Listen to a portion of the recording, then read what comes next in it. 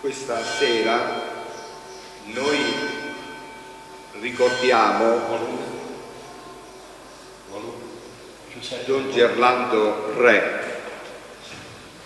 Don Gerlando Re, come ha detto il nostro parroco, Don Salvatore Zammico, era un sacerdote di Ciangiana.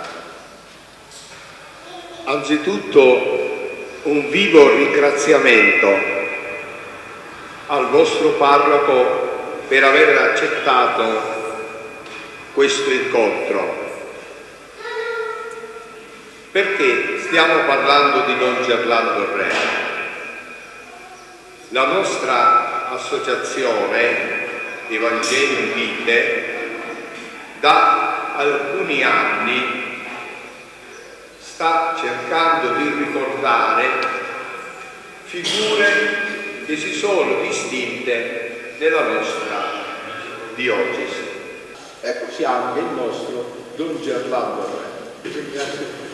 E il professore Enzo Di Natale, che ci hanno dato questa opportunità questa sera qui a Comitini per parlare di un grande sacerdote che si è formato in mezzo alla gente, e come poco fa accennava il professore Enzo, e quindi ha conosciuto anche il mondo del lavoro. Da piccolo, appena meno di 13 anni, era stato garuso in miniera, e quindi poi ha fatto anche esperienze in campagna, e quindi questi due mondi, sia dei minatori che del lavoro dei campi, se l'è portato dietro per tutta la vita.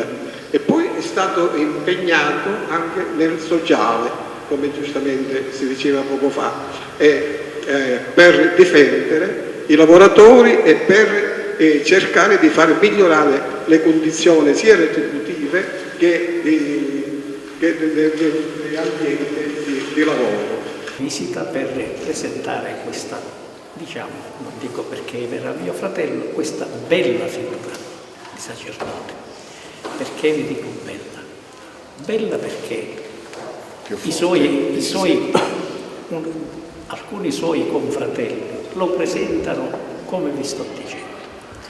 Monsignor Pirrera, Stefano Pirrera, argentino, favarese, poi agrigentino, in un suo libro lo presenta con le parole dell'Apostolo Giovanni, dell'Evangelista Giovanni. Forte la voce, avvocato. Non c'è maggiore amore di chi dà la vita per il proprio fratello.